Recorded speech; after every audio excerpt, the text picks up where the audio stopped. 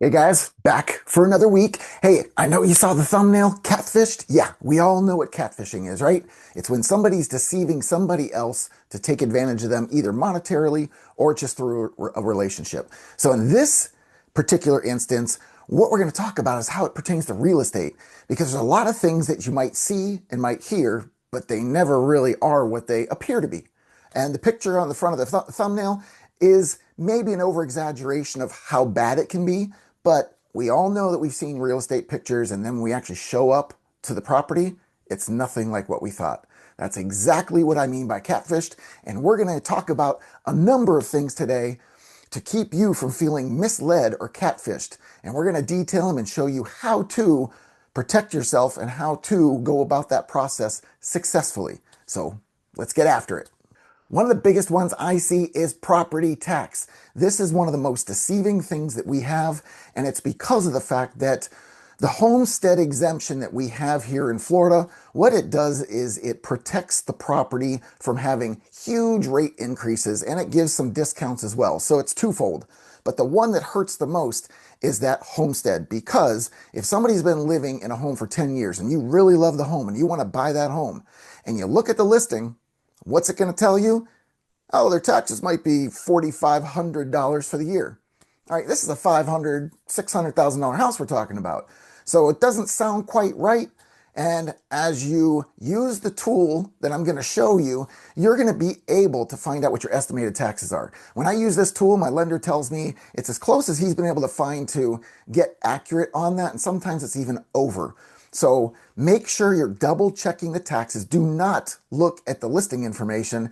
And hopefully, this is if you're not using me as your realtor, if you're using somebody else, make sure that they're using the same tool so you know exactly what kind of taxes you can expect moving forward instead of being surprised next year when the adjustment's made.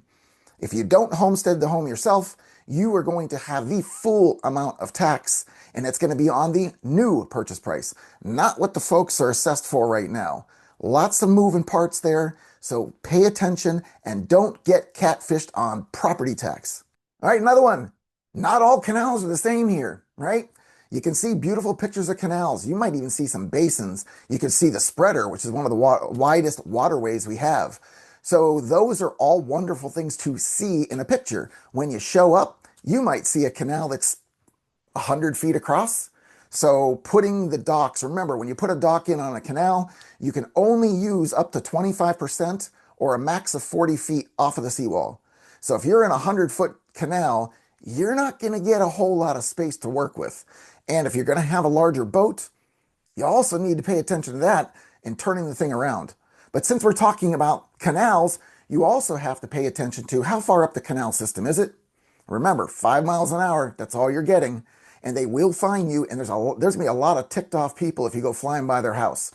So you want to make sure that you check these things out. How far is the commute? If you have to, when you come here to visit, rent a boat, head up a canal, see what 5 miles an hour feels like and how long that really is. No better way. Also, if you're going to eventually buy a Gulf Access property, why don't you rent one and stay in one when you come visit? That way, you'll have a better expectation of what that's going to feel like. You may say, you know what? It's kind of noisy on the canal. Or my neighbors are closer than I thought they were. Or man, what's that smell coming off the canal? Are the bugs just this bad, or is it because of the canal? All those things are things you can't really know until you live on the water. So that's my recommendation. Absolutely do that. Canal depths can be different. They're going to be dredging some of the areas around us based on importance.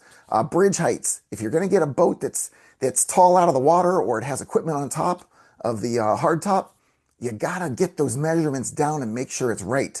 You don't want to buy something that you can't take home, right? Remember, canals can also be freshwater and saltwater. Freshwater has a weir. It's a concrete block wall that lets the water spill over. When it gets too full, it'll spill into the saltwater. The saltwater cannot go back up into the freshwater because the drop is usually a couple feet down. It would take a storm surge to be able to get past that. So again, not all canals are the same.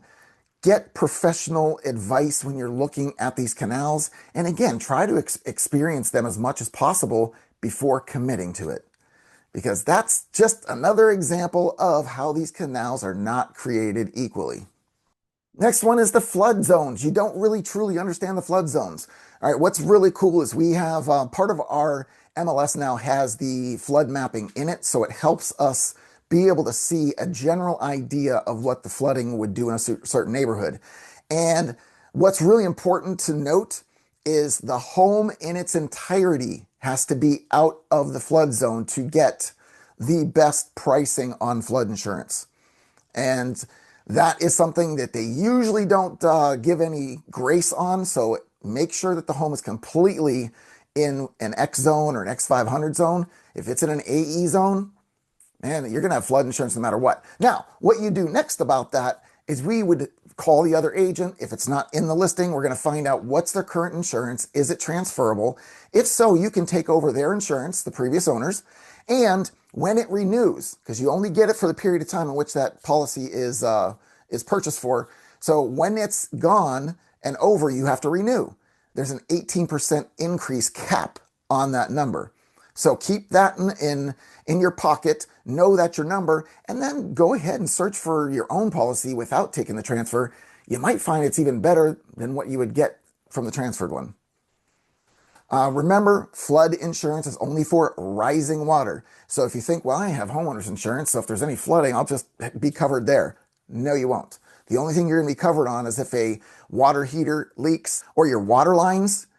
Maybe you have something in one of the connections, the corroded connection busted and now it's in your house. Maybe you have copper pipes or polybutylene pipes. And I'm going to tell you factually, somebody wanted to challenge me on this the other day. You can't challenge this. You have to replace copper pipes and polybutylene pipes in Southwest Florida. If you want to take your chances and ride them out, go ahead, but don't say you weren't warned. All right, underestimating insurance costs. Well, insurance, I will say, is higher in some regards. I know in auto insurance, I found out real quick, my 16-year-old just started driving and oh my God, yeah, I'm a good driver. I mean, at least according to the law, but I don't have a lot of infractions. I don't get speeding tickets. I don't do things wrong to have my rates increase. So when I add my 16-year-old son, I didn't expect it to be more than double of what I was paying because I'm a responsible driver. Good credit, all those things that go into insurance. That's probably one of the hardest ones here. Homeowners insurance, I really don't think it's that bad. I live in a home that's 1,800 square feet. The valuation on it might be about $350,000. I don't know. But if we're just using that, my insurance is still under $2,000 a year. So I'm not going to complain about that. That's pretty dang low, even when I had a claim for Hurricane Ian for the roof. So I guess it just depends on what the insurance company is, who it is, and what's your standing like, because your credit will go into this. That's part of the scenario. The house goes into it as far as newness and as far as having all its codes, and these are all credits that you get towards your insurances. So you have to pay attention to the roof lines. We keep talking about hip being straight versus gables, which is a teepee. You don't want any more than 10% of those. Otherwise, your rates are going to go up. Not having storm protection. If all your openings are not covered, I'm talking every single one. If there's a window on the service door in the garage, you got to have it covered or you don't get full credits. So make sure you have your storm coverage to get the best possible rate. And also roof material and age is a huge one here in Florida.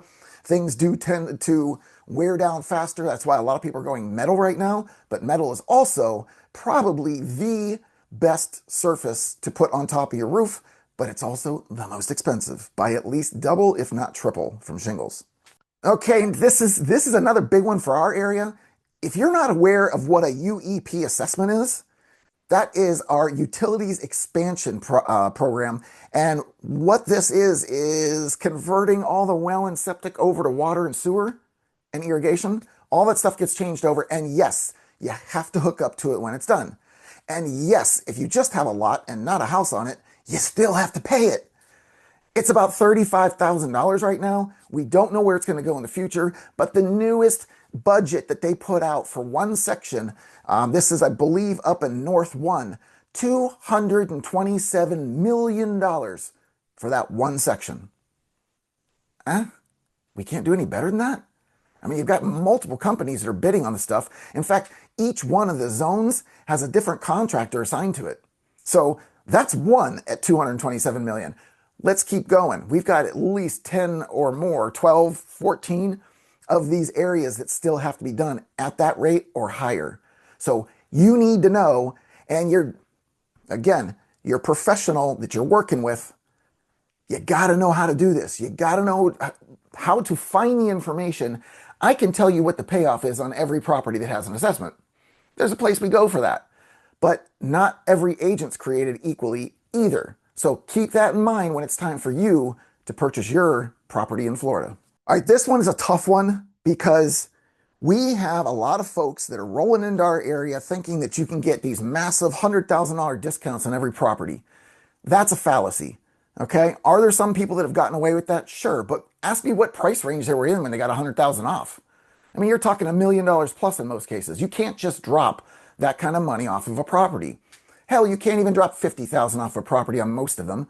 So what we have to realize is, number one, this market that we're in right now is very different than what we've experienced previously. Yes, we had the crushing times where people were just bidding over each other one after the other, and they're escalating the prices, and they didn't care because the interest rates were lower. Now, when the interest rates are higher, it makes a big difference. Problem is, sellers, many of them are locked in at their 2.875 rates, and they're not going to sell. I'm not selling. And if they do sell, they paid a certain price for that. You can't come in and expect them just to drop their shorts and give you everything that you want just because, well, I should have some of that money too. No, you shouldn't. You sold your home back north. You didn't give that money up. And if you did, that's your agent's responsibility for how much you got to keep, right?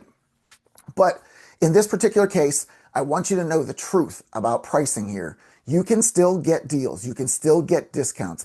Every single one is different from the other because everybody's got a different situation. Everybody spent a different amount of money, and other people have different needs than others. If they have to get north as fast as possible, you might have a better chance. But here's some real information for you. Just here, I took up the last 12 months. I watched the trends. Yes, we dipped down to a low of all of Southwest Florida. For my section of the MLS, that's counting Cape Coral, Fort Myers, Lehigh Acres, Sanibel, Naples, Marco Island, Fort Myers Beach, Estero, Bonita. All of those are in this, okay? And the median price, it was at its very lowest in August of this year at $420,000. Do you know where it is now? 2 months later? $450,000. Does it sound like we're going down in price or up in price? Well, just Cape Coral alone. Another shocking number. The median in September of this year was $365. Ask me what it is now. $396. Once again, does that sound like up or down? So again, if you want the real information, don't go by the national news. Don't go by the national YouTube videos and the sky is falling and I keep seeing the coldest markets in the nation and Cape Coral is named as one of them all the time. Well, you know what? Prices are going up. So if the rates aren't going to come down, what are you going to do?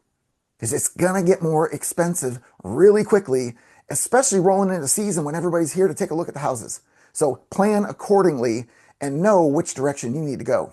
Okay, so we have a lot of people that kind of roll into Florida and they think that it's going to be cheaper to live here than it is. And again, don't get me wrong, we're kind of on the national average with many things, such as food and gas. In fact, one of my clients, James, he is a local businessman here. He has a charter business and jet ski shop and all that stuff. So if you're looking for water sports, we'll get you in touch with him. But he posted something today. He's taking a trip and the gas rates are in the middle twos. And it's a Thanksgiving week. I don't know how he pulled that one off. James, you the man, because I heard that the gas rates went up immediately as the week started because of all the travel, but he managed to find a super cheap price. Those are things that can generally be less money.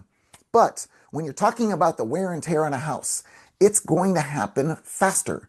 We have sun all year long, so it's going to affect your vegetation, your plants, your soil, your sod, the paint on your house.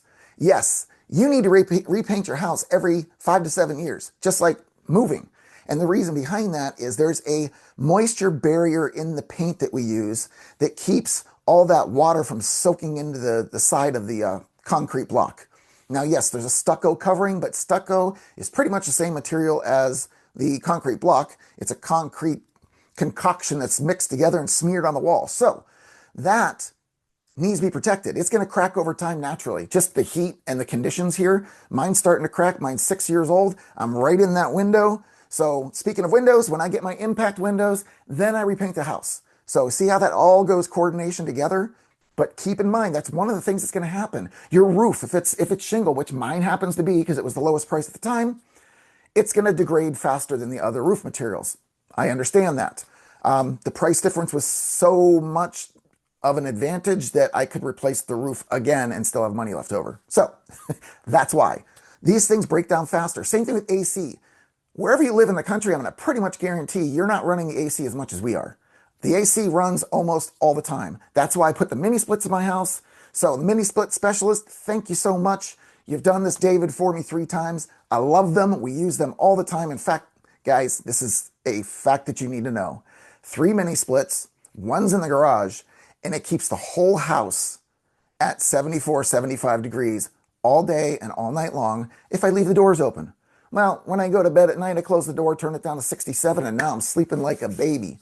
But that's what you can do if you don't want to have to take on beating up your AC all year long. You'll get 10 to 12 years out of it if you're on a service plan. If you're not, plan for maybe 15 at best.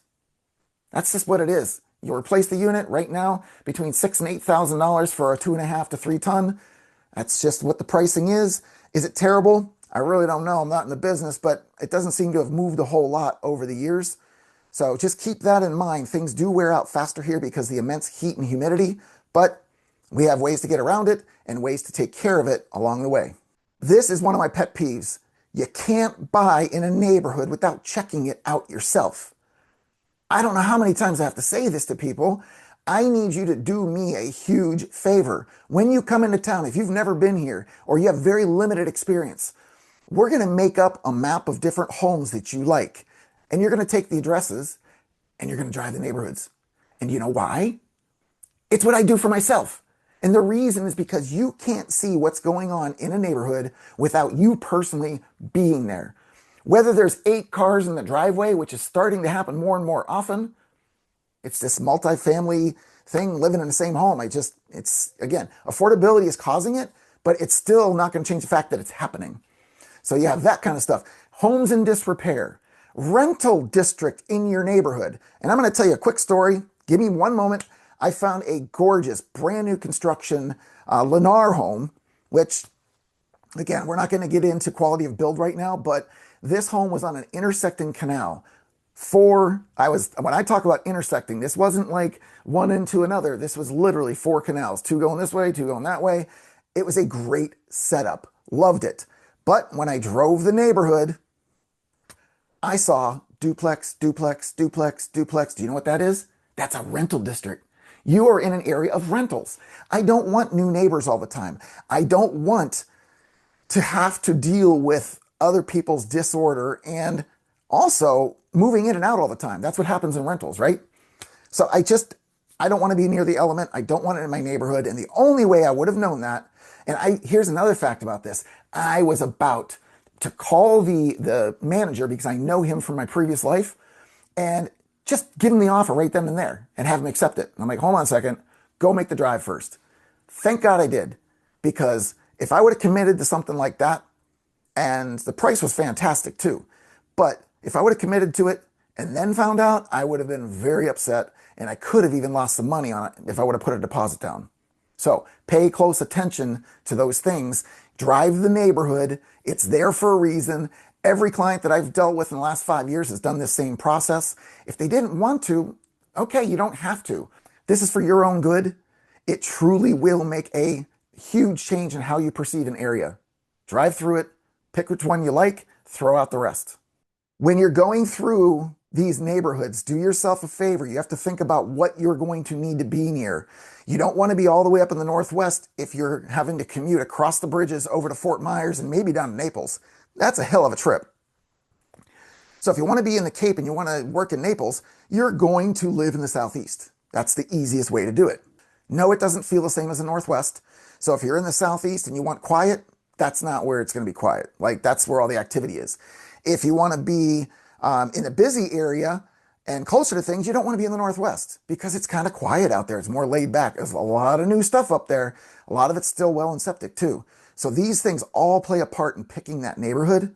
So do yourself a favor. Let's walk through the due diligence. I'll be able to tell you anything about a neighborhood regarding the water and sewer services, and even there's different electric companies that we deal with here, but there's all kinds of small factors that go into choosing an area and a home. We're going to talk through them all. That's my job. My job is to put you in the best position to make the best decision. And that's what we're going to do. Not preparing for hurricanes and resiliency because the neighbor said you don't have to. First of all, if you've never been through a hurricane and you're somebody that freaks out over small things, just prepare to the hilt for the first one. Then you'll know what you deal with. When I say prepare to the hilt, that's go pick up all your supply, gas up your car, get gas cans so it can run the generator. Make sure your generator runs. Get your batteries, your flashlights. When I say get your food too, you got to get canned goods and stuff like that. And also remember, right before the storm comes, fill your bathtub full of water. Fill your sinks full of water, garbage cans, all that, because if you are not able to access it any other way, especially you well and septic folks, you got to have water to flush toilets and stuff, right? And you got to have water to kind of wash up. It could be up to, last one was almost 3 weeks that we were without power. That's over the top preparedness, or at least up on that top threshold. A lot of us, I mean, if it's a category 1 or 2, I'm not doing anything. I'm not putting shutters up or anything. I need to make sure that I make a run to the liquor store because that's what we do. We have parties when there's a hurricane. That's the kind of way we view them. I personally love seeing them, love experiencing them. I went through Ian. I mean, biggest, baddest storm we've ever had in this area. I went through it. So I think that I'm going to be okay moving forward. But if you've never done it, don't rely on what the neighbor's doing. If the neighbor's not putting up shutters, but you feel afraid, put up your shutters. It's a personal decision, and you can't let somebody else make it for you. All right, another big one, taking the listing information regarding HOAs and condos as gospel. You can't do that. The listing information in most cases is wrong. I mean, every single agent puts their own listings in or has a transaction coordinator or an assistant put it in. That means there's many different people putting these listings in, and that means errors can happen, right? We already know if there's too many people doing stuff, things happen. I've had homes that were listed as well and septic homes when it's a southwest neighborhood that's nothing but water and sewer. Do you know how long it's been since that home is sold? It hasn't. It's been months. And I'm going to tell you, that's the main reason why. They're chopping themselves off at the knee. This is a local builder that had this happen. And we were even talking to them about this particular house, and the change still hasn't been made. It will happen. There are certain situations that will be beneficial to you when we talk about this kind of stuff. But when we're talking about HOAs and condos, you need to specifically look at reserves. You have to look at the vacancy rates. You have to look at their budget. You have to consider any upcoming assessments. All these things play a part, even the insurances. Now, with condos and HOAs, if it is a true condo building, all that stuff generally goes into your HOA payment. So the insurances and all that, flood insurance and everything is normally included in there. So it's a little easier to cover that. But as far as getting reserves and budget, you probably have to go to the HOA themselves and request it so that you can turn it into the lender. If you're getting a loan, the lender needs to see vacancy rate, needs to see the budget and the reserves. There's certain thresholds they have, and if you don't hit them, you're not getting a loan. Don't rely on what's in the listing.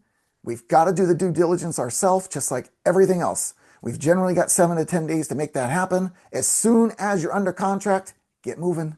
Let's go. In this particular one, you're moving without a long-term plan. How many people make a move, decide then they don't like it, or they just need to move somewhere else? In fact, I have clients that they moved here thinking this was going to be their last stop. Brought the kids here, they're in schools, nice family neighborhood, and they also bought at the peak of the market. Now we are in a situation a year later where they have to move. There was a job offer that came in. It is a life-changing offer, position. So I understand, but also I understand how difficult it is to make that transition, because now you can't sell your home for what you bought it for. You can't rent it for what you need to cover your bills. What do you do? It's scary. It's one of those things you just don't know, but understand your long-term plan of what can happen, what's a worst case scenario, what's a best case scenario. Put all those on the table and then talk your way through it. If everything doesn't align, again, you don't go into a home without a big market shift thinking you're going to move any sooner than 5 to 7 years. That's just the average. And that's kind of the timeline you need to be able to have a market swing in a direction enough to make up for whatever you purchased for. In that particular case, I don't know if 5 years is going to be enough to bring them back to where they were. Could be, especially with the shift that we're starting to see now. But you always need to think about that future plan, because you don't want to get stuck. All right, guys. Well, that's a little bit about avoiding being catfished if you're moving to Cape Coral, Florida. If you need more information beyond this video, check out one of these. And if I can help you further, let's jump on a Zoom call. You can text me, you can email me, call me direct, whatever it is. I'm always going to be available to answer your questions, because I've got your back when moving to the Gulf Coast.